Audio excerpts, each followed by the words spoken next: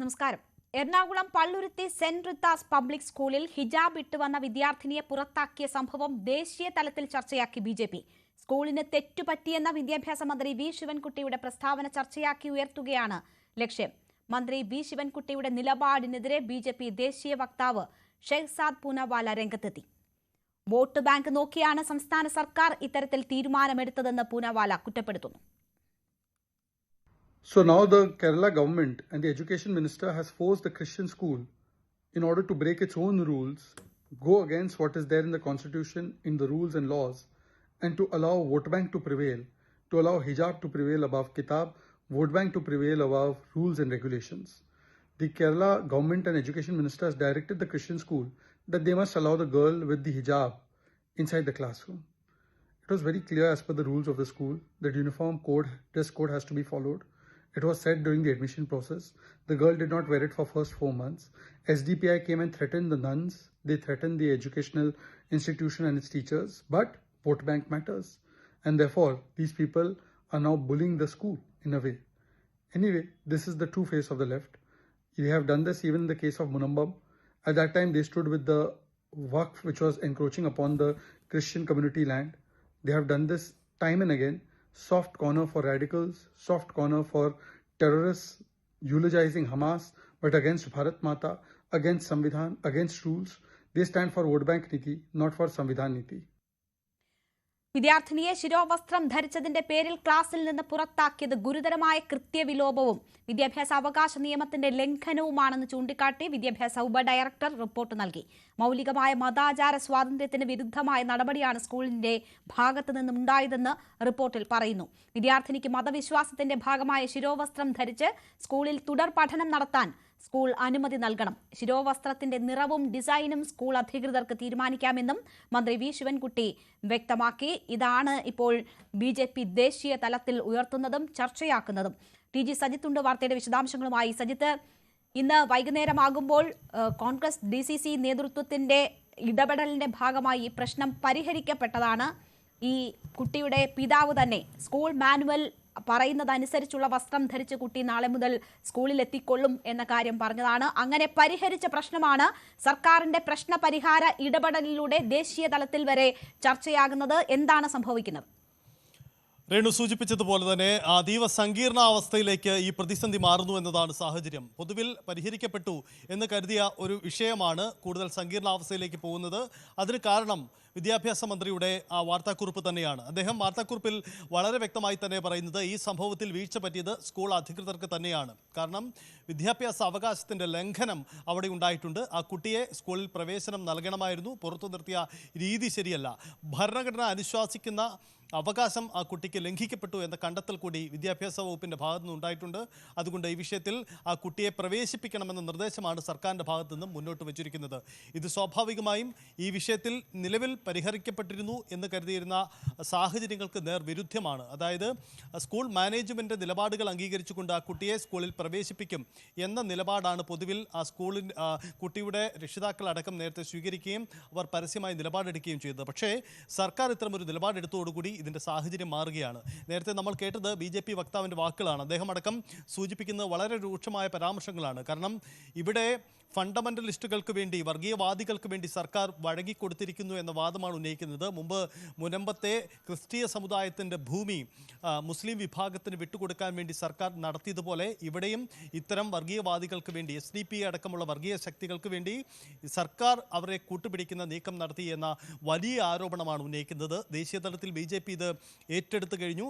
പുതിയ തരത്തിലേക്ക് മാറുകയാണ്. നമ്മൾ കണ്ടിട്ടുള്ളതാണ്, ഹിജാബ് എക്കാലത്തും ഒരു ദേശീയതല ചർച്ചാ വിഷയമാണ്. മുമ്പും പല സംസ്ഥാനങ്ങളിലടക്കം ഇത് വലിയ ചർച്ചയായിട്ടുള്ളതുമാണ്.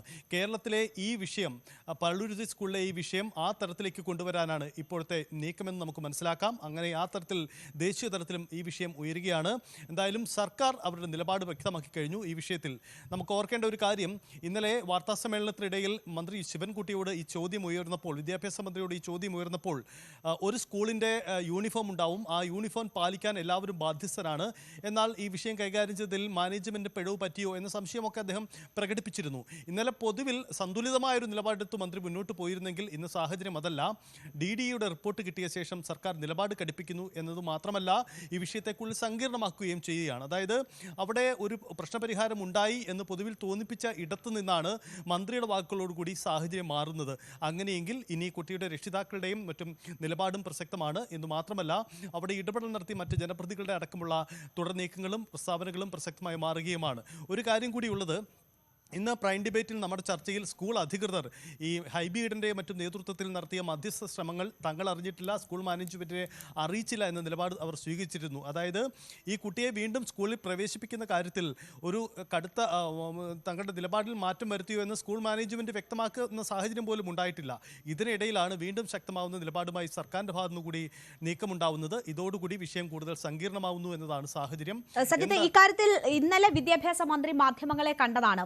വിദ്യാഭ്യാസ മന്ത്രി കാണുമ്പോൾ ഈ വിഷയം മാധ്യമപ്രവർത്തകർ ചോദിക്കുന്നു. അദ്ദേഹം എന്താണ് സ്കൂളിന്റെ മാനുവലിൽ പറയുന്നത്, അത് അനുസരിച്ച് വേണം വിദ്യാർത്ഥികൾ സ്കൂളിൽ വരാൻ, അതാണ് മാനദണ്ഡം, അതാണ് പാലിക്കപ്പെടേണ്ടത് എന്ന ഒരു നിലപാടാണ് സ്വീകരിക്കുന്നത്. മാത്രവുമല്ല, ഈ വിഷയത്തിൽ ഒരു കോടതി ഇടപെടൽ ഉണ്ടായിട്ടുള്ളതാണ്. സ്കൂളിൽ വിദ്യാർത്ഥികൾ അവിടുത്തെ യൂണിഫോമാണ് ധരിക്കേണ്ടതെന്ന് കോടതി പറയുകയും ഈ സ്കൂളിന് തുറന്നു കൊണ്ടുപോകാൻ പറ്റാത്ത തരത്തിലുള്ള ഭീഷണി നേരിടേണ്ടി വന്ന സാഹചര്യം എന്താണെന്ന് പരിശോധിക്കണം, അവിടെ സുരക്ഷ ഉറപ്പാക്കണം, സ്കൂൾ നാളെ തന്നെ തുറക്കണം എന്നതായിരുന്നു കോടതി നൽകിയിരുന്ന ഡയറക്ഷൻ. അത് അങ്ങനെ നിലനിൽക്കെ എങ്ങനെയാണ് വിദ്യാഭ്യാസ മന്ത്രി ഈ വിഷയത്തിൽ ഇങ്ങനെ ഒരു നിലപാടെടുക്കുക? ഡയറക്ടറുടെ റിപ്പോർട്ടിന്റെ അടിസ്ഥാനത്തിലാണ് എങ്കിൽ പോലും കോടതി പറഞ്ഞിരിക്കുന്ന നിർദ്ദേശം മറികടന്ന് എങ്ങനെയാണ് ഇങ്ങനെ ഒരു തീരുമാനമെടുക്കാൻ സാധിക്കുക? അതുതന്നെയാണ് രേണുക പ്രസക്തമായ ഏറ്റവും വലിയ കാര്യം. ഒരുപക്ഷെ ഈ DDEയുടെ റിപ്പോർട്ട് മാത്രമല്ല, ഒരുപക്ഷെ സർക്കാരിൻ്റെ രാഷ്ട്രീയ തീരുമാനം കൂടി മന്ത്രി ഒരു വാർത്താക്കുറിപ്പായി തന്നെ ഇത് പുറത്തിറക്കുമ്പോൾ അതിൽ പ്രതിഫലിച്ചിട്ടുണ്ടാവുമെന്ന് കരുതാം. അതായത് അവിടെ കുട്ടിക്ക് പ്രവേശനം നൽകണമെന്ന നിലപാടിലേക്കാണ് സർക്കാർ കൈക്കൊണ്ടിരിക്കുന്നത്. DDEയുടെ റിപ്പോർട്ട് മാത്രമല്ല, മറ്റു ചില ഘടകങ്ങൾ കൂടി ഒരുപക്ഷെ പരിഗണിച്ചിട്ടുണ്ടാവും എന്നാണ് നമുക്ക് മനസ്സിലാവുന്നത്. കാരണം അവിടെ ഈ മാനേജ്മെന്റിന് പിന്നിൽ നിന്നുകൊണ്ട് മറ്റു ചില വർഗീയ താല്പര്യങ്ങൾ പ്രകടിപ്പിക്കുന്നു എന്ന നിലപാട് സർക്കാരിൻ്റെ ഭാഗമായ ചിലരെങ്കിലും പങ്കുവച്ചിരുന്നു. അതിൻ്റെ ഒരു പ്രതിഫലനം കൂടി മന്ത്രിയുടെ നീക്കത്തിൽ കൂടി ഉണ്ടായിട്ടുണ്ട് എന്ന് നമുക്ക് മനസ്സിലാക്കാം. രണ്ട് രീതിയിൽ നമുക്ക് ഈ സാഹചര്യങ്ങളെ നോക്കിക്കാണാം. ഒന്ന്, ഈ മാനേജ്മെന്റിന് അധികാരം നൽകുന്ന കോടതി വിധി, അത് സ്വാഭാവികമായും മാനേജ്മെന്റിന് കോടതിയുടെ മുൻകാല വിധികൾ അവർക്ക് അനുകൂലമാവാം, അതുകൊണ്ട് ആ അവകാശം അവർ ചൂണ്ടിക്കാണിക്കുകയും ചെയ്യുന്നുണ്ടാവാം. പക്ഷേ ഇതിന് മറ്റൊരു പശ്ചാത്തലം കൂടിയുള്ളത്, ഇത്തരമൊരു വിഷയം ചർച്ച ചെയ്യുമ്പോൾ കേരള സമൂഹത്തിൽ അതുണ്ടാക്കുന്ന വർഗീയമായ വേർതിരിവുകളാണ്.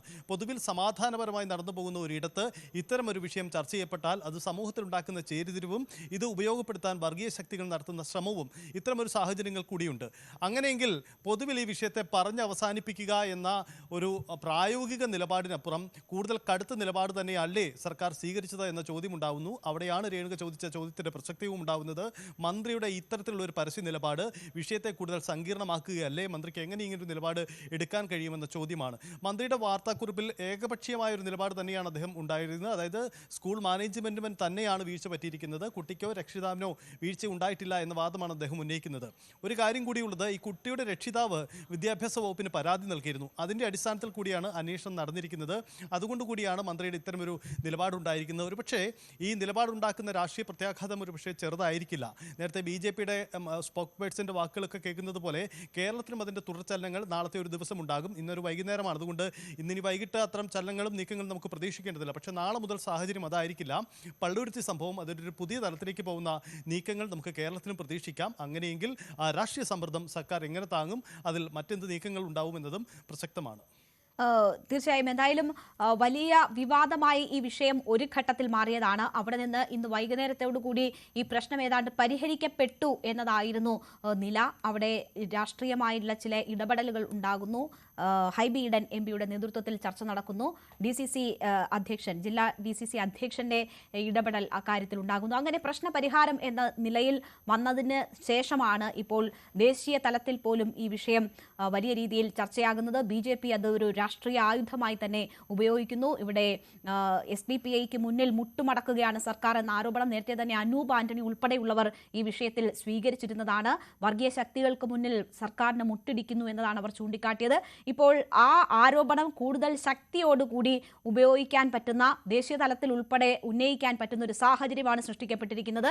എന്തുകൊണ്ടാണ് ഇത്തരമൊരു കോടതി നിർദ്ദേശം പോലും നിലവിലിരിക്കെ വിദ്യാഭ്യാസ മന്ത്രിയുടെ ഭാഗത്ത് നിന്ന് ഇങ്ങനെ ഒരു കുറിപ്പ് പുറത്തിറങ്ങുന്നത്? മറ്റ് പ്രതികരണങ്ങൾ ഈ വിഷയവുമായി ബന്ധപ്പെട്ട് അനിവാര്യമാണ്. സ്കൂൾ അധികൃതർ സ്വീകരിക്കുന്ന നിലപാടുകൾ എന്താണ് എന്നതും കൂടുതലായി അറിയേണ്ടിയിരിക്കുന്നു.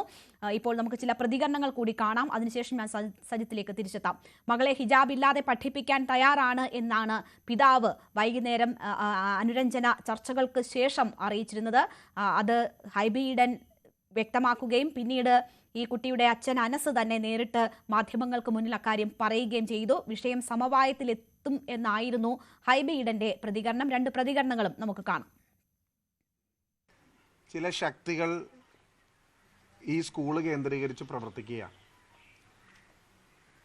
വർഗീയപരമായ ഭിന്നിപ്പ് എന്ന് പറയുമ്പോൾ ചില ആളുകൾ രാവിലെ വീട്ടിൽ നിന്ന് ഇറങ്ങുന്നത് കല്ല് കൊത്താനുണ്ടോ കല്ല് എന്ന് പറയുന്നത് പോലെ കേരളത്തിൽ എവിടെയൊക്കെയാണ് സ്കൂളുകളിൽ അല്ലെങ്കിൽ നമ്മുടെ സമൂഹത്തിൽ വിഷയങ്ങൾ ഉണ്ടാക്കുന്നത്, അത് മതസ്പർദ്ധ വരുത്തി അതിന് ജാതീയതയുടെയും വർഗീയതയുടെയും നിറം നൽകി അതിൽ നിന്ന് രാഷ്ട്രീയ ലാഭം ഉണ്ടാക്കാൻ ശ്രമിക്കുന്ന ആളുകളാണ്.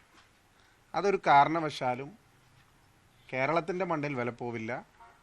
പള്ളൂരുത്തി എന്ന് പറയുന്നത് എല്ലാ ജാതി മതവിഭാഗങ്ങളിലെയും ആളുകൾ, പ്രത്യേകിച്ച് വിദ്യാഭ്യാസ സ്ഥാപനങ്ങൾ എന്ന് പറയുന്നത്, ക്രൈസ്തവ മിഷണറിമാരെന്ന് പറയുന്നത്, അവരെക്കാലവും യാതൊരു ഭിന്നിപ്പുമില്ലാതെ എല്ലാ വിഭാഗം ആളുകളെയും ചേർത്ത് പിടിക്കുന്നത്. അതുപോലെ തന്നെയാണ് മറ്റു വിഭാഗങ്ങളും, മുസ്ലിം വിഭാഗങ്ങളും എല്ലാം അവിടെ എല്ലാം എല്ലാ മതങ്ങളിലെയും കുട്ടികൾ പഠിക്കുന്നുണ്ട്. അതൊരു വേർതിരിവോ ഭിന്നിപ്പോ ഉണ്ടായിട്ടില്ല.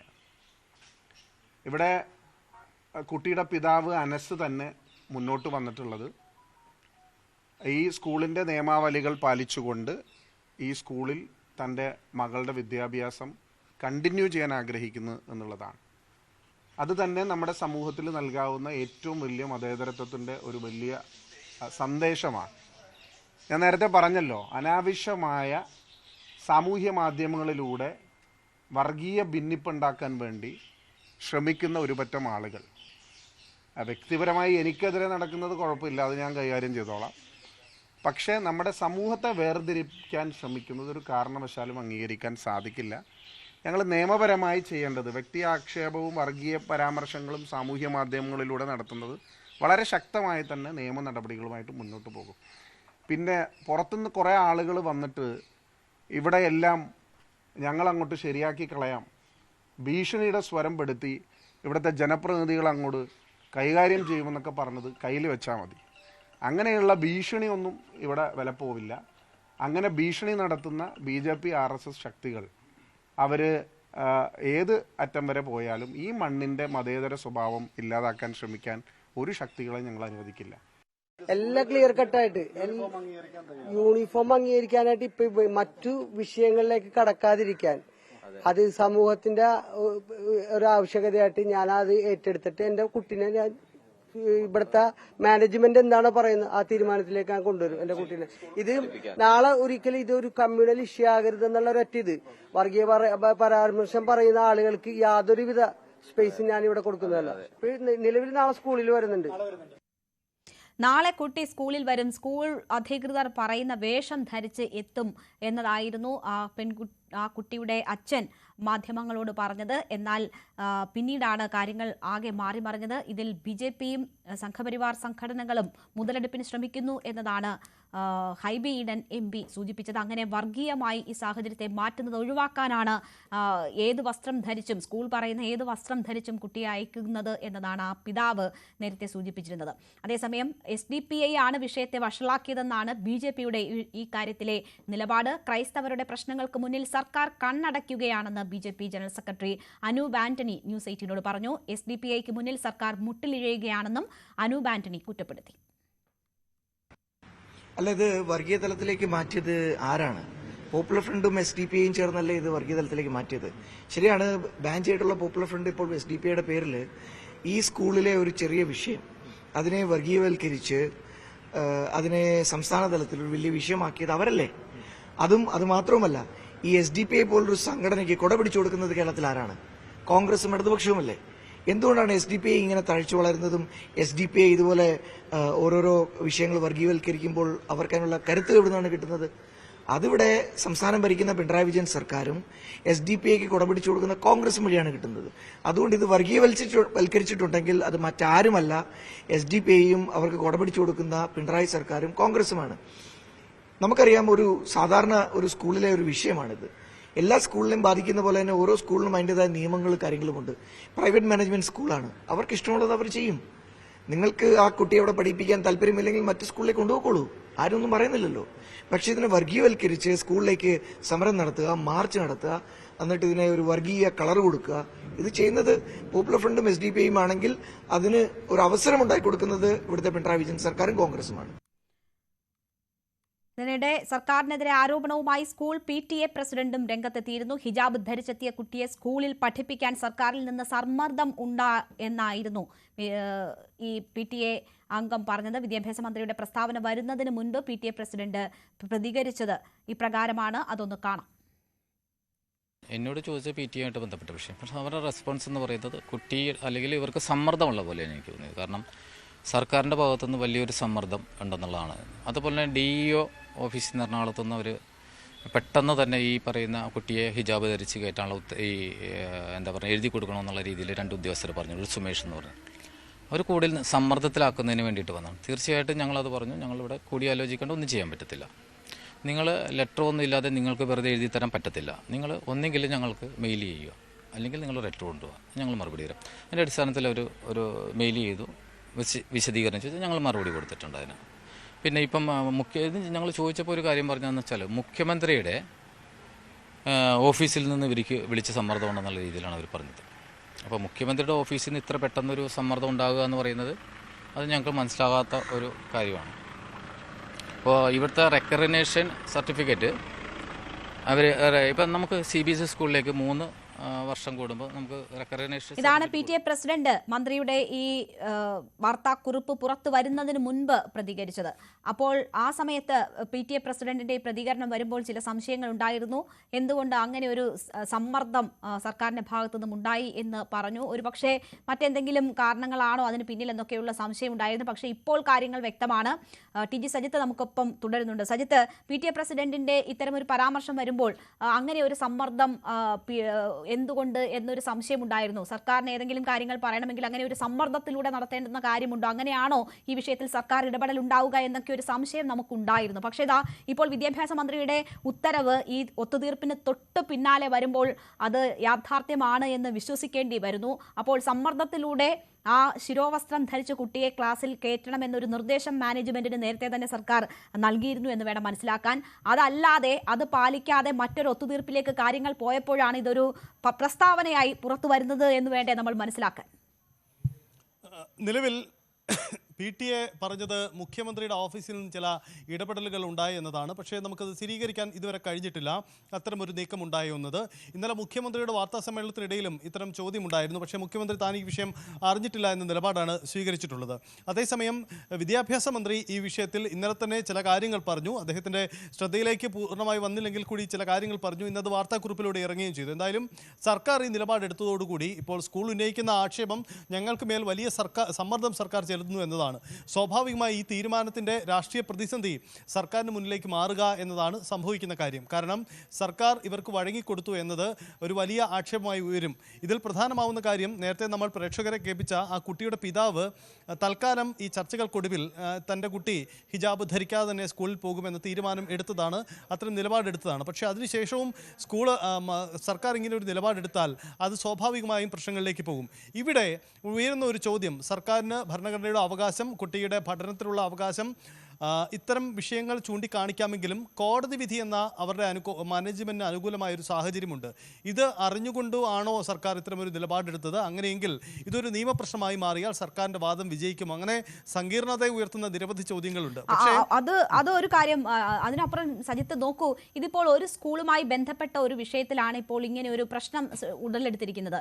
സർക്കാരിന്റെ നിലപാട് ഇതാണ് എന്ന് വരുമ്പോൾ നിരവധി സ്കൂളുകളിൽ സമാനമായ നിലയിൽ പ്രശ്നങ്ങൾ ഉടലെടുത്തേക്കാം. ഇപ്പോൾ ഒരു യൂണിഫോം ബേസ് ചെയ്ത് എല്ലാ വിദ്യാർത്ഥികളും ഒരേ ഡ്രസ് കോഡിൽ എത്തണമെന്ന നിർദ്ദേശമുള്ള നിരവധി സ്വകാര്യ സ്കൂളുകൾ ഉണ്ട്. അവിടങ്ങളിലൊക്കെ ഈ പ്രശ്നങ്ങൾ ഉടലെടുക്കാമെന്നൊരു സാധ്യതയുണ്ട്. ഇപ്പോൾ സർക്കാർ സ്കൂളുകളിലും എയ്ഡഡ് സ്കൂളുകളിലും മാത്രമാണ് ഇത്തരത്തിലുള്ള മതപരമായിട്ടുള്ള വസ്ത്രധാരണത്തിന് അനുമതികൾ ലഭിക്കുക. മറിച്ചുള്ള എല്ലായിടത്തും ഇതൊരു പ്രശ്നമായി ഉടലെടുക്കുകയും ഓരോന്നും നിയമപ്രശ്നത്തിലേക്കൊക്കെ നീങ്ങുന്ന ഒരു അസാധാരണ സംഭവങ്ങൾ ഉണ്ടാകാൻ ഇത് വഴിവെക്കില്ലേ? തീർച്ചയായിട്ടും രേണുക, അത് പ്രസക്തമാണ് ആ വിഷയം. കാരണം രണ്ട് രീതിയിലുള്ള വെല്ലുവിളികൾ മുന്നിൽ കാണണം. ഈ ഹിജാബ് പോലെയുള്ള ഒരു വിഷയം സങ്കീർണമാണ്. അതൊരു മതപരമായ വിഷയവുമായി കൂട്ടിയിണക്കപ്പെടും. രണ്ട് സമുദായങ്ങളും സമൂഹങ്ങളും തമ്മിലുള്ള ഏറ്റുമുട്ടലായി മാറാനുള്ള സാധ്യതയുണ്ട്. ഇങ്ങനെ സങ്കീർണതയുണ്ട്. അപ്പോൾ ആ ജാഗ്രത കാട്ടൽ ഇവിടെ ഉണ്ടായോ എന്നൊരു സംശയമുണ്ട്. രേണുക സൂചിപ്പിച്ചതുപോലെ ഇത് പള്ളുരുത്തി സ്കൂളിൻ്റെ വിഷയം മാത്രമല്ലാതെ സംസ്ഥാനത്തെ മറ്റൊരു സ്കൂളുകളിലേക്ക് ഇത് ബാധിക്കാനുള്ള സാധ്യതയുണ്ട്. ഒരുപക്ഷെ അവിടങ്ങളിൽ ഈ രക്ഷിതാക്കളോ വിദ്യാർത്ഥികളോ ഈ വിഷയം ഉന്നയിച്ചില്ലെങ്കിൽ പോലും വർഗീയ താല്പര്യമുള്ള സംഘടനകൾക്ക് വിഷയം ഉയർത്തിക്കൊണ്ട് വരാവുന്നതാണ്. അങ്ങനെയെങ്കിൽ അത്തരമൊരു അവസരം കൊടുക്കുകയാണോ സർക്കാർ ചെയ്തത് എന്നൊരു ചോദ്യം കൂടി ഉയർന്നു വരുന്നുണ്ട്. കാരണം ഈ വിഷയത്തെ കുട്ടിയുടെ പഠനാവകാശം, വിദ്യാഭ്യാസ അവകാശ നിയമം തുടങ്ങിയ വിഷയങ്ങളെ വൈകാരികമായി സംസാരിക്കുന്നതിനോടൊപ്പം സ്കൂളിന് കൊടുക്കുന്ന ചില നിർദ്ദേശങ്ങൾ അത് എത്ര കണ്ട് വാലിഡിറ്റിയാണ്, ഒരു സർക്കാരിൻ്റെ ഒരു വിദ്യാഭ്യാസ മന്ത്രിക്ക് അങ്ങനെ പറയാൻ കഴിയുമോ എന്ന ചോദ്യം ഉയരുന്നുണ്ട്. കാരണം ഈ വിഷയത്തെ കൈകാര്യം ചെയ്യേണ്ടത് ഇങ്ങനെയാണോ എന്ന ചോദ്യമാണ്. കാരണം ഇത് തർക്കവിഷയമായി മാറുമ്പോൾ അത് സംസ്ഥാനത്തെ സമൂഹത്തിലുണ്ടാക്കുന്ന തർക്കങ്ങളും ചേരിതിരിവുകളും ചെറുതല്ല. അങ്ങനെ ഒരു വിഷയം കൂടി ഉണ്ടല്ലോ. അപ്പോൾ ആ ജാഗ്രത കാട്ടൽ സർക്കാരിൻ്റെ ഭാഗത്ത് ഉണ്ടായോ എന്നതാണ്. ഒരുപക്ഷെ അവിടെ നേരിട്ടെത്തി സംസാരിക്കുക, ഇരു വിഭാഗങ്ങളുമായി ഒരു അനുനയ സാധ്യതകൾ തേടുക, ഇങ്ങനെയുള്ള പല സാധ്യതകളുമുണ്ട്. അതിനു മുമ്പ് തന്നെ ഒരു നിലപാടെടുക്കുക ഒരുപക്ഷെ പ്രതിസന്ധി ഉണ്ടാക്കില്ലേ എന്ന സംശയമുണ്ട്. നാളെ ഇതിൻ്റെ തുടർ നീക്കങ്ങൾ ഉണ്ടാവും. എന്തായാലും ഒരു കാര്യം ഉറപ്പാണ്, BJP ഇതിനെ വലിയ രാഷ്ട്രീയ പ്രചരണമായി ഏറ്റെടുത്തു കഴിഞ്ഞു. അങ്ങനെയെങ്കിൽ അത് സ്വാഭാവികമായും അതിനോടൊപ്പം ക്രിസ്തീയ സംഘടനകളൊക്കെ വരുമോ എന്ന ചോദ്യം കൂടി ഉയരുന്നുണ്ട്. ഇവിടെ നമുക്ക് മറ്റൊരു കാര്യം കൂടി പരിശോധിക്കാം. കാരണം ഇതിപ്പോൾ ഈ ലത്തീൻ സഭയുടെ കീഴിലുള്ള ഒരു സ്കൂളാണ്. ലത്തീൻ സഭ ഔദ്യോഗികമായി ഈ വിഷയത്തിൽ ഒരു പരസ്യമായിട്ടൊന്നും പറഞ്ഞിട്ടില്ല. പക്ഷേ അവർ അത്തരമൊരു നിലപാടിലേക്ക് വരാൻ സാധ്യതയുണ്ട്. അതിനപ്പുറം കേരളത്തിൽ KCBC പോലെയുള്ള ക്രൈസ്തവ വിഭാഗങ്ങളെ മൊത്തത്തിൽ പ്രതിനിധീകരിക്കുന്ന വലിയ സംവിധാനങ്ങളുണ്ട്. അവരൊക്കെ ഒരു പരസ്യ നിലപാട് ഈ വിഷയത്തിൽ സ്വീകരിക്കുമോ? ആ നിലപാട് സർക്കാരിന് വിരുദ്ധമായിരിക്കുമോ? വിദ്യാഭ്യാസ മന്ത്രിയുടെ വാദങ്ങളെ അവർ ബിഷപ്പ് കോൺഫറൻസ്, അൽമായ കൗൺസിലൊക്കെ ഇതിനോടകം പ്രതികരിച്ചിട്ടുണ്ടല്ലോ സജിത്ത് ഈ വിഷയത്തിൽ. അത് മത തീവ്രവാദ സംഘടനകളുടെ ടെസ്റ്റ് ഡോസ് ആണ് ഈ സംഭവം എന്നതാണ് അവർ നേരത്തെ തന്നെ ചൂണ്ടിക്കാണിച്ചിരുന്നത്. ക്രൈസ്തവ സ്ഥാപനങ്ങൾക്കെതിരായ നീക്കത്തിൽ രാഷ്ട്രീയ പാർട്ടികളുടെ മൗനം അടിമത്തമാണ് എന്നൊരു വിമർശനം അവർ ഉന്നയിക്കുന്നു. വിഷയം വർഗീയ അജണ്ടയാണെന്ന് Kerala regional Latin Catholic council വ്യക്തമാക്കിയിട്ടുണ്ട്. നമുക്കറിയാം ഇങ്ങനെയുള്ള വിഷയങ്ങൾ മതപരമായി ഭിന്നിപ്പിന് വഴിവെക്കും, അത്തരം പ്രചരണങ്ങൾക്ക് വഴിവെക്കും, അത് ഏറ്റുമുട്ടലുകളിലേക്ക് വരെ നയിക്കുന്ന സാഹചര്യം ഉണ്ടാകും. ഇപ്പോൾ ക്രൈസ്തവ സഭകളുമായി ബന്ധപ്പെട്ട് അങ്ങനെ നിരവധിയായിട്ടുള്ള പ്രശ്നങ്ങൾ അവർ നേരിടുന്നുണ്ട്, അഭിമുഖീകരിക്കുന്നുണ്ട്. അത് പ്രയോജനപ്പെടുത്താനും രാഷ്ട്രീയമായി ഉപയോഗിക്കാനും BJP നടത്തുന്ന ശ്രമങ്ങൾ മറുഭാഗത്തുണ്ട്. അതിൻ്റെ ഭാഗം തന്നെയാണ് ഇപ്പോൾ ദേശീയ തലത്തിൽ ഉൾപ്പെടെ ഈ വിഷയം വലിയ രീതിയിൽ ചർച്ചയാക്കുന്നത്. അപ്പോൾ ഈ സാഹചര്യങ്ങൾ മുന്നിൽ കാണാതാണോ ഇപ്പോൾ ഇത്തരമൊരു തീരുമാനവും പ്രഖ്യാപനവും ഉണ്ടായിട്ടുള്ളത്? ക്രൈസ്തവ സഭകളുമായി ബന്ധപ്പെട്ടാണ് കൂടുതൽ വിദ്യാഭ്യാസ സ്ഥാപനങ്ങൾ നമ്മുടെ നാട്ടിൽ ഉള്ളത് എന്നതുകൂടി ഓർക്കുമ്പോൾ അത് സ്വാഭാവികം സങ്കീർണമാണ്. ഇതിൽ ഈ ക്രൈസ്തവ സഭ നേതൃത്വം ഔദ്യോഗികമായ നിലപാടുകളൊന്നും ഇതുവരെ സ്വീകരിച്ചിട്ടില്ല. പുറത്തു വന്നത് അൽമായ സമിതിയുടെയാണ്, അതായത് വിശ്വാസികളുടെ സമിതിയുടെ ഒരു പ്രതികരണമാണ് വന്നത്. അതിനൊരു ഔദ്യോഗിക മുഖമില്ല. പക്ഷേ ഔദ്യോഗികമായ ഒരു പ്രതികരണങ്ങൾ എന്തായാലും ഈ സംഭവത്തോടു കൂടി ഉണ്ടാകുമെന്ന് നമുക്ക് പ്രതീക്ഷിക്കാം. അങ്ങനെയെങ്കിൽ അത് സർക്കാരിന് വിരുദ്ധമാകുമോ എന്ന ഒരു കാര്യം കൂടിയുണ്ട്. കാരണം ഈ നിലപാട് സർക്കാർ സ്വീകരിച്ചാൽ മറ്റ് സ്കൂളുകളിലും സമാന സാഹചര്യം ഉണ്ടാവില്ലേ? അവിടെ ഈ സർക്കാർ നിലപാട് മുന്നോട്ട് കൊണ്ടുപോകുന്ന വലിയ സ്പർദ്ധയ്ക്ക് ഇടവെക്കില്ലേ? അങ്ങനെ പ്രസക്തമായ നിരവധി ചോദ്യങ്ങളുണ്ട്. കേരള ഹൈക്കോടതിയുടെ ഒരു ഉത്തരവാണ് ഈ വിഷയത്തിൽ മാനേജ്മെൻറ്റുകൾക്ക് അനുകൂലമായുള്ള നിയമ സാഹചര്യം നിലവിലുള്ളത്.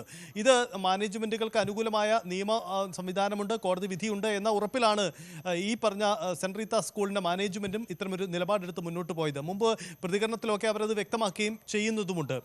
ഇപ്പോൾ വിദ്യാഭ്യാസ മന്ത്രിയും സർക്കാരും ഇത്തരമൊരു നിലപാടെടുത്താൽ ഇത് വീണ്ടും കോടതി കയറുന്ന തരത്തിലേക്ക് മാറുമോ? അതായത് സംസ്ഥാനത്തെ പള്ളുരുത്തി സ്കൂളിലെ ഹിജാബ് തർക്ക വിഷയം വീണ്ടും നിയമപ്രശ്നമായി മാറുമോ? സംസ്ഥാനത്ത് ഒരു പുതിയ നിയമപ്രശ്നമായി ദേശീയ തലത്തിലേക്ക് വരുന്ന ഒരു നീക്കമായി തന്നെ അത് മാറാനുള്ള സാധ്യതയുമുണ്ട്.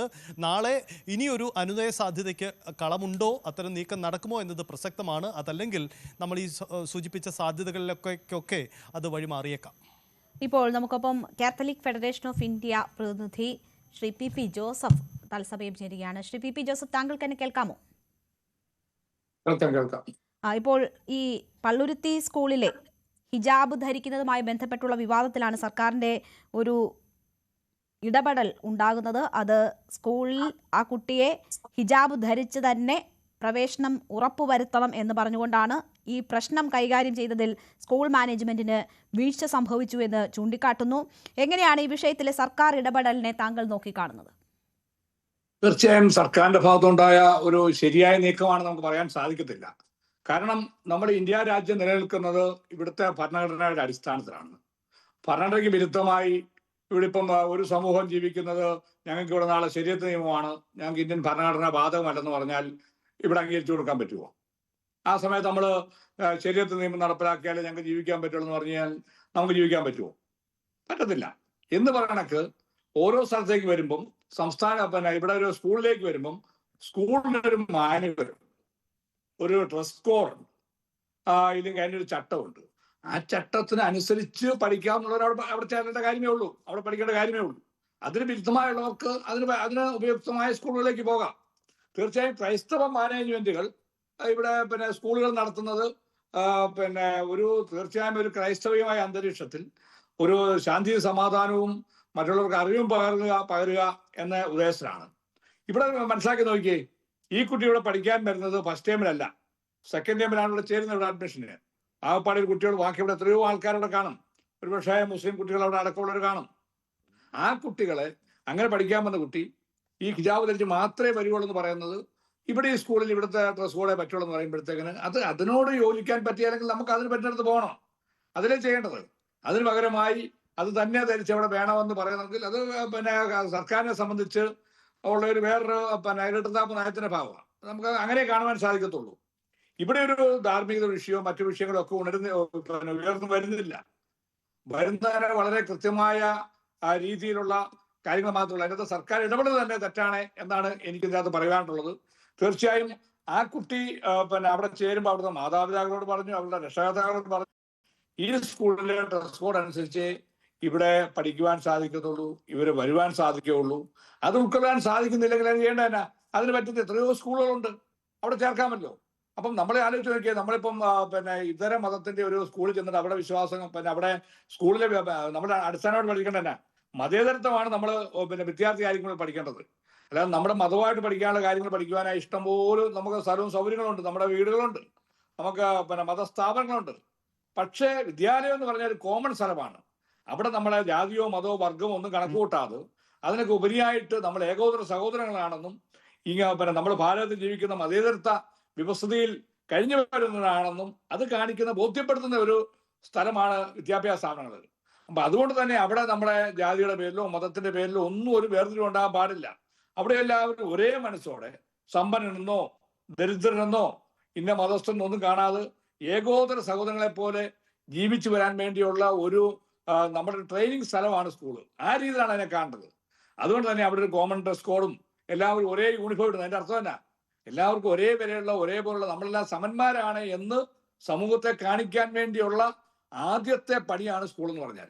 അവിടെ ഞാൻ ഇന്ന മതത്തിൽപ്പെട്ട ആളാണ്, എനിക്ക് ഇന്ന വസ്ത്രരീതി പറ്റുള്ളൂ, വേറെ ആൾക്ക് ഇന്ന വസ്ത്രരീതിയെ പറ്റുള്ളൂ എന്ന് പറയുന്നത് തീർത്തും അത് ഒരു ശരിയായ നടപടിയാണെന്ന് തോന്നുന്നില്ല. ഈ മതേതര രാജ്യത്തിന് ചേർന്നതുമല്ല, മതേതര സംസ്ഥാനത്ത് ചേർന്നതുമല്ല. സർക്കാരിനെ സംബന്ധിച്ച് ഞങ്ങൾ ആ സമൂഹത്തെ ഞങ്ങൾ പ്രൊട്ടക്ട് ചെയ്തു എന്ന് വരുത്തി തീർക്കേണ്ടത് ഇലക്ഷനൊക്കെ വരുന്ന കാലമാണ്. അപ്പൊ അതിനുവേണ്ടി ചെയ്യുന്ന ഒരു കാര്യമായിട്ട് മാത്രമേ ഇതിനെ കാണുവാൻ സാധിക്കത്തുള്ളൂ. അത് ശരിയായ നടപടിയല്ല. അത് വിദ്യാഭ്യാസ മാനുവൽ വിരുദ്ധമാണ്, മാനേജ്മെന്റ് നടപടികൾക്ക് വിരുദ്ധമാണ്, ന്യൂനപക്ഷ അവകാശങ്ങൾക്ക് വിരുദ്ധമാണ്, ഭരണഘടനാ വിരുദ്ധവുമാണ് എന്നാണ് എനിക്ക് ഈ കാര്യത്തിൽ പറയാനുള്ളത്. ശരി, എന്താണ് സ്കൂൾ മാനേജ്മെന്റ് എടുക്കുന്ന തീരുമാനം എന്നത് കൂടി അറിയണം. ഈ വിഷയത്തിൽ ഇതൊരു വിവാദമാകുമ്പോൾ ചില ആളുകളുടെ ഭാഗത്തു നിന്ന് ഭീഷണി ഉയരുമ്പോൾ സ്കൂളിന് 2 ദിവസത്തെ അവധി പ്രഖ്യാപിക്കുകയാണ് സ്കൂൾ മാനേജ്മെന്റ് ചെയ്തത്. ആ സാഹചര്യത്തിലാണ് കോടതി ഇടപെടൽ ഉണ്ടാവുകയും അടിയന്തരമായി സ്കൂൾ തുറന്ന് പ്രവർത്തിക്കണം എന്നത് നിർദ്ദേശമായി വരികയും ചെയ്തത്. അതിനുവേണ്ടുന്ന സുരക്ഷയും ക്രമീകരണവും ഒരുക്കാൻ കോടതി നിർദ്ദേശിക്കുകയും ചെയ്തത്. ഇനിയിപ്പോൾ മാനേജ്മെന്റ് എന്ത് തീരുമാനം ഈ വിഷയത്തിൽ സ്വീകരിക്കുന്നു എന്നത് വളരെ പ്രധാനമാണ്. ഞാൻ തിരിച്ചെത്താം ഇടവേളയ്ക്ക് ശേഷം.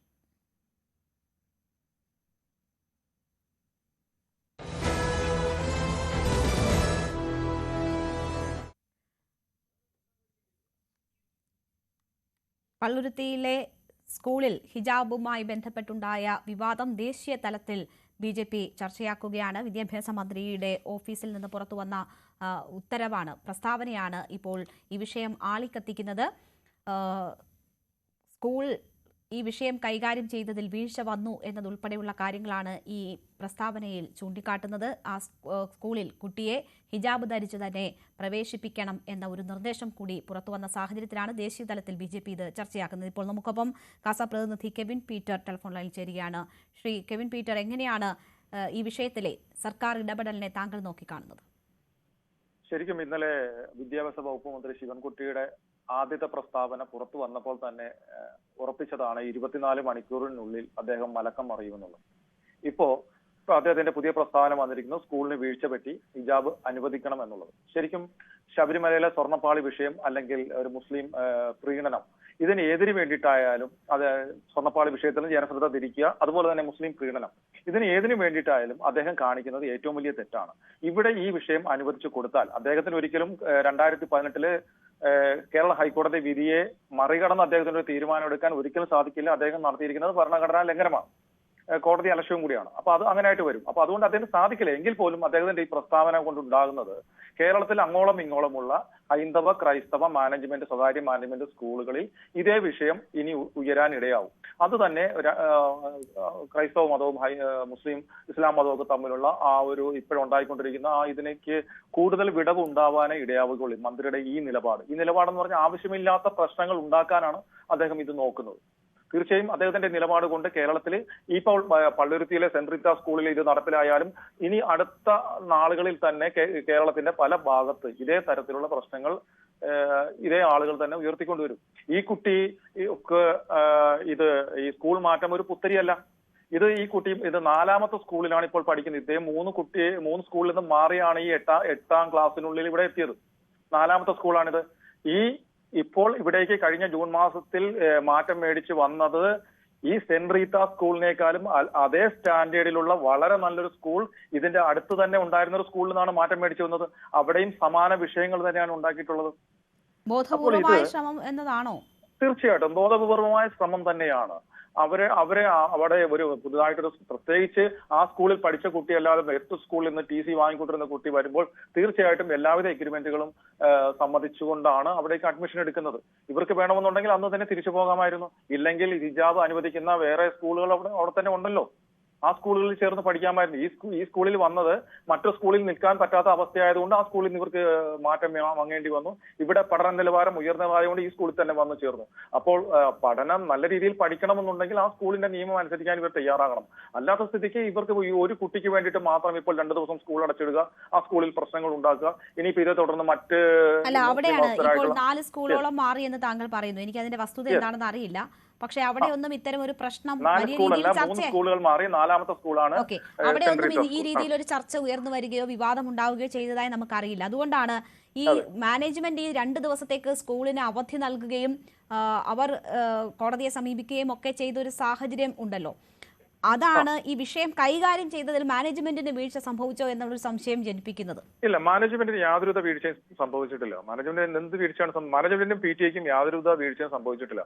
അവർ ആ സ്കൂളിന്റെ നിലവിലുള്ള ബൈലോ അനുസരിച്ചുള്ള കാര്യങ്ങൾ മാത്രമേ ചെയ്തിട്ടുള്ളൂ. അതല്ലാതെ ഒരുവിധ ശിക്ഷണ നടപടികളോ ഒന്നും തന്നെ ആ കുട്ടിക്ക് നേരെ സ്വീകരിച്ചിട്ടില്ലല്ലോ. അവർ ആ ബൈലോയിൽ ഉറച്ചു നിന്നുള്ള കാര്യങ്ങൾ മാത്രമേ ചെയ്തിട്ടുള്ളൂ. പിന്നെ മറ്റൊരു കാര്യം എന്ന് പറയുന്നത്, ഈ പറയുന്ന കോൺവെന്റ് ഈ കന്യാസ്ത്രീകൾ ഉൾപ്പെടുന്ന കന്യാസ്ത്രീ മഠം ആയിട്ട് ബന്ധപ്പെട്ട് ഈ പറയുന്ന മതമൗലികവാദികൾ തന്നെ ഏതാനും നാളുകൾക്ക് മുമ്പ് അവിടുത്തെ ഈ പറയുന്ന സ്കൂളിലെ കന്യാസ്ത്രീകൾ താമസിക്കുന്ന കന്യാസ്ത്രീ മഠത്തിന്റെ സെന്റ് അഗസ്റ്റിൻ കോൺവെന്റ് ആണ്. ആ കോൺവെന്റിന്റെ മുന്നിലൂടെയുള്ള റോഡിന് സെന്റ് അഗസ്റ്റിൻ കോൺവെന്റ് റോഡ് എന്നായിരുന്നു പേര്. ആ പേര് മാറ്റണമെന്ന് പറഞ്ഞുകൊണ്ട് കൊച്ചിൻ കോർപ്പറേഷനിൽ അപേക്ഷ കൊടുക്കുകയും പ്രശ്നങ്ങൾ ഉണ്ടാക്കുകയും സെന്റ് അഗസ്റ്റിൻ കോൺവെന്റ് റോഡ് സ്ഥാപിച്ചിരുന്ന ബോർഡ് രാത്രി ഊരി മാറ്റുകയും അതിനെ തുടർന്ന് അവിടുത്തെ പള്ളിയിൽ നിന്നും ഈ കന്യാസ്ത്രീ മഠത്തിൽ നിന്നും കന്യാസ്ത്രീകളും വിശ്വാസികളെല്ലാം രംഗത്ത് വരികയും അവിടെ ഒരു പിടിവലി ഉണ്ടാകുകയും കന്യാസ്ത്രീകൾക്ക് ഉൾപ്പെടെ ഒരു കയ്യേറ്റം പോലെ ശ്രമം ഉണ്ടാകുകയൊക്കെ ചെയ്യുന്നുണ്ട്. അപ്പൊ നിലവിൽ അവിടെ ഒരു പ്രശ്നം ഉണ്ടായിരുന്നതാണ്. അപ്പോൾ അത് സംബന്ധിച്ച് ഈ സ്കൂളിൽ ഇങ്ങനെ ഒരു വിഷയം കിട്ടിയപ്പോൾ അത് ഊതിപ്പെരിപ്പിക്കാനായിട്ട് SDPI പോലെയുള്ള ഇസ്ലാമിക മതമൗലികവാദ തീവ്രവാദ പ്രസ്ഥാനങ്ങൾ മുതലെടുപ്പ് നടത്തി എന്നുള്ളതാണ് സത്യം. ശരി, വളരെ നന്ദി കെവിൻ പീറ്റർ. ഈ അവസരത്തിൽ ഞങ്ങളോട് സംസാരിച്ചതിന്. ശ്രീ PP ജോസഫ് തുടരുന്നുണ്ട്. ശ്രീ PP ജോസഫ്, ഇതിപ്പോൾ ഈ പ്രശ്നപരിഹാരം എങ്ങനെ ഉണ്ടാകും എന്നതാണ് താങ്കൾ കരുതുന്നത്? ഇതിൽ ക്രൈസ്തവ സഭകൾക്ക് സഭകളുടെ ഭാഗത്തു നിന്നുള്ള നിലപാടുകളൊന്നും തന്നെ ഇതുവരെ വന്നിട്ടില്ല. ഈ വിഷയത്തെ ആ രീതിയിൽ സമീപിച്ചിട്ടില്ല. കൂടുതൽ വിവാദങ്ങളിലേക്കും പ്രതികരണങ്ങളിലേക്കും ഒക്കെ ഈ വിഷയം നീങ്ങുമെന്നതാണോ താങ്കൾ കരുതുന്നത്? നമ്മളത് അങ്ങനെയൊന്നും കരുതരുത്. കാര്യം വെച്ചാൽ കേരളത്തിലെ ഒരു മാനവ മൈത്രിയുടെ കേന്ദ്രമായ സ്ഥലമാണ് കേരളം. അറിയാമല്ലോ, മാവേലി വരുമ്പോഴും നമ്മളെല്ലാവരും ഒന്നുപോലെ നല്ലതായി ജീവിക്കുന്നതാണ് കൺസെപ്റ്റ് ഉള്ള ഒരു സ്ഥലമാണ് ഇവിടെ. അത് മനസ്സിലാക്കണം. ആ ഒരു സ്ഥലത്താണ് ഇങ്ങനെയൊക്കെയുള്ള കാര്യങ്ങളിലേക്ക് എത്തിച്ചേരുന്നത് കാണുമ്പോൾ ഭയങ്കര വേദനാജനകം. അതായത് ഇവിടെ അങ്ങനെ സംഭവിക്കേണ്ടതായ ഒരു കാര്യവും ഇവിടെയില്ല. ഇവിടെ ഒരു ആ സ്കൂളിന്റെ ഡ്രസ് കോഡ് അനുസരിച്ച് അവിടെ പോവുകയും ചെയ്യാൻ ബാധ്യസ്ഥമാണ്. ഇപ്പൊ നോക്കി 4ാമത്തെ സ്കൂളാണ് ഇവിടെ വരുന്നതിനാണ് ഇവർ കരുതി കൂട്ടി ചില ആൾക്കാരെ ചില മേഖലയിലേക്ക് വിടുകയാണ്. പ്രത്യേകിച്ച് ക്രൈസ്തവ മാനേജ്മെന്റുകളുടെ സ്കൂളുകളിലേക്ക് എവിടെ എങ്ങനെ പ്രശ്നം ഉണ്ടാക്കാം. നിങ്ങൾ നോക്കണം, ജോസഫ് സാറിനെ കൈവിട്ടുന്ന കാലം ആ സമയത്തും ഒരു സീരീസ് ഓഫ് കാര്യങ്ങൾ നടത്തിയതിന് ശേഷമാണ് ജോസഫ് സാറെ കൈവിട്ടുന്നത്. ഇവിടെ ഇപ്പോൾ ഒരു എന്താന്ന് ഞാനൊന്നും പറയുന്നില്ല, ഒരു പ്രത്യേക മതവിഭാഗത്തിന് അവരുടെ ജനസംഖ്യ ഒരു ആനുപാതികമായി ഉയർന്നു കഴിയുമ്പോഴത്തേക്കിന് അവർ ഈ സമൂഹത്തെ അടിച്ചമർത്താനോ ഈ സമൂഹത്തിന് ആധിപത്യം സ്ഥാപിക്കാനോ ഒരു നീക്കങ്ങൾ നടത്തുന്നു. അതിന് ബോധപൂർവ്വം അല്ലാതെയുള്ള ശ്രമങ്ങൾ അവർ നടത്താറുണ്ട്. ഒരു വിധത്തിൽ അല്ലെങ്കിൽ മറ്റു പോപ്പുലർ ഫ്രണ്ടിനെ നിരോധിച്ചെങ്കിൽ അതിന്റെ ആ സ്ഥാനത്ത് വേറെ സംഘടന വരും. അവരുടെ ഒരു പൊതുലക്ഷ്യം എന്ന് പറഞ്ഞാൽ ഇത് മൊത്തം അവരുടെ കാൽക്കീഴിലേക്ക് കൊണ്ടുവരിക. നമുക്കറിയാം, ഇവിടെ ഞാനിതൊന്നും കൂടുതലായി ഇതിനെക്കുറിച്ച് ചർച്ചയിൽ പറഞ്ഞില്ലേ പോലും നൈജീരിയയിൽ 100 കണക്കിന് ക്രൈസ്തവരെ ഡെയിലി കൊന്നുകൊണ്ടിരിക്കുക. ആഫ്രിക്കയിലെ പല സ്ഥലങ്ങളിൽ, മൊസാംബിക്കിൽ, കെനിയയിൽ 100 കണക്കിന് ആൾക്കാരെ ഡെയിലി വംശത്തെ നേരിട്ടുകൊണ്ടിരിക്കുക. അതിവിടെ ചർച്ച ചെയ്യാൻ വിഷയമല്ല. പക്ഷെ ഗാസയിൽ ആരെങ്കിലും എവിടെയെങ്കിലും ഒരു ഇസ്രായേലിനെ അങ്ങോട്ട് അടിച്ചിട്ട് ഇങ്ങോട്ട് എന്തെങ്കിലും മേടിച്ചു കഴിഞ്ഞാൽ ഇവിടെ ചർച്ച ചെയ്യാം. ഇവിടുത്തെ ആൾക്കാരും ചർച്ചയിലാണ്, എല്ലായിടത്തും എത്തുകയാണ്. എന്ന് വേണമെങ്കിൽ കേരളത്തിൽ ഇപ്പോൾ ഒരു സമൂഹം അവര് ക്രമാതീതമായി ജനസംഖ്യാപരമായിട്ട് അവരൊരു ഒരു കംഫർട്ടബിൾ മജോറിറ്റിയിലേക്ക് വന്നുകൊണ്ടിരിക്കുന്നു. അപ്പൊ ആ സാഹചര്യത്തിൽ അവര് എങ്ങനെ ഇവിടെ നടപ്പിലാക്കിയോ അതേ കാര്യങ്ങളൊക്കെ തന്നെ ഇവിടെയും നടപ്പിലാക്കാനുള്ള ഒരു ശ്രമം നടക്കുന്നതായിട്ട് നമുക്ക് കാണാൻ സാധിക്കും. പല രാജ്യങ്ങളും പണ്ട് ക്രൈസ്തവ രാജ്യങ്ങളായിരുന്ന രാജ്യങ്ങൾ മുഴുവൻ പിന്നീട് ഇസ്ലാമിക രാജ്യങ്ങളായി മാറി. അപ്പൊ അങ്ങനെയുള്ള സ്ഥലങ്ങളിൽ 78-80 കാലഘട്ടം വരെ നൈജീരിയയിൽ പോലും ഒരു 10 വർഷം മുമ്പ്, ഒരു 15 വർഷം മുമ്പ് വരെ ക്രൈസ്തവ ഭൂരിപക്ഷമായിരുന്നു. അപ്പം അവിടെയൊക്കെ പോലും ഇപ്പോൾ അവര് ഭൂരിപക്ഷത്തേക്ക് വന്നിട്ട് എന്ത് ചെയ്യും? ഇങ്ങനെ ഒരു സമൂഹത്തിലേക്ക് ഇടിച്ചിടിച്ച് കയറി അവരുടേതായ കാര്യങ്ങൾ ഇവിടെ നമുക്കറിയാവുന്ന ഒരു കാലഘട്ടം മുഴുവൻ ആ ഒരു മതവുമായിട്ട് ബന്ധപ്പെട്ട കാര്യങ്ങൾ പരമാവധി വളർത്താൻ വേണ്ടി ഉള്ള ശ്രമം നടക്കുന്നു. അതിന് സർക്കാരുകളൊക്കെ ഇവിടെ വോട്ട് വാങ്ങി കാണുന്നില്ല എല്ലാത്തിനും വിഷയം. അതുകൊണ്ട് അവരതിനെ ചിലപ്പോൾ സപ്പോർട്ട് ചെയ്യും, ചിലപ്പോൾ അതിനെ എതിർക്കും. അതിനകത്തൊന്നും യാതൊരുവിധ ആശയമോ മതസംഹിതയില്ല. സർക്കാർ എന്ന് പറയുന്നത് മതേതര സർക്കാർ ഭരിക്കുന്ന സ്ഥലമാണ്. ഇവിടെ ആചാരങ്ങൾക്ക് വിരുദ്ധമാണ് സ്ത്രീകളുടെ പ്രവേശനം ശബരിമല എന്ന് പറയുമ്പോൾ അവിടെ സ്ത്രീകളെ കയറ്റണം എന്ന് പറയുന്ന സർക്കാരിന്റെ സ്ഥലത്താണ്, അല്ലെങ്കിൽ മതേതരമായി ചിന്തിക്കുന്ന സ്ഥലത്താണ് ഒരു മതത്തിന്റെ അടയാളങ്ങളായ വസ്ത്രങ്ങൾ ധരിക്കുന്നതിന് മറ്റു മാനദണ്ഡങ്ങൾ അനുവാദം കൊടുക്കണമെന്ന് പറയുന്നത്. ഇത് തിരിച്ചു നടക്കുമോ എന്ന് ഒന്ന് ചോദിച്ചാൽ ഒരു ഉപകാരമായിരുന്നു. ഇപ്പൊ നമ്മളൊരു മുസ്ലിം സ്കൂളിൽ പോയി ഒരു ക്രൈസ്തവ പ്രാർത്ഥന അവിടെ നടത്താം. ഇപ്പോൾ വിദ്യാഭ്യാസ മന്ത്രി പുറത്തുവിട്ട പ്രസ്താവനയാണ് ദേശീയ തലത്തിൽ ചർച്ചയാകുന്നതും ക്രൈസ്തവ സഭകളുമായി ബന്ധപ്പെട്ടുള്ള സംഘടനകൾ നിരവധി ചോദ്യങ്ങൾ സർക്കാരിനോട് ചോദിക്കുന്നതും. എന്തായാലും ഒരു ഘട്ടത്തിൽ പരിഹരിക്കപ്പെട്ടു എന്ന് പറയുന്ന വിഷയമാണ് ദേശീയ തലത്തിൽ ഉൾപ്പെടെ വീണ്ടും ചർച്ചയാകുന്നത്. എന്താണ് ഇതിൽ സർക്കാരിന്റെ തുടർ നടപടികൾ എന്നത് വളരെ പ്രധാനപ്പെട്ടതാണ്. ഒപ്പം തന്നെ സ്കൂൾ മാനേജ്മെന്റ് എന്ത് തീരുമാനമെടുക്കുന്നു, അവരുടെ തുടർ നടപടികൾ എന്താണ് എന്നതും പ്രസക്തമാണ്. നമുക്ക് കാത്തിരുന്ന് തന്നെ കാണാം. PG സജിത്താണ് വാർത്തയുടെ വിശദാംശങ്ങൾ നൽകിയത്. ഇടവേളയ്ക്ക് ശേഷം ന്യൂസ് at 9 കാണാം.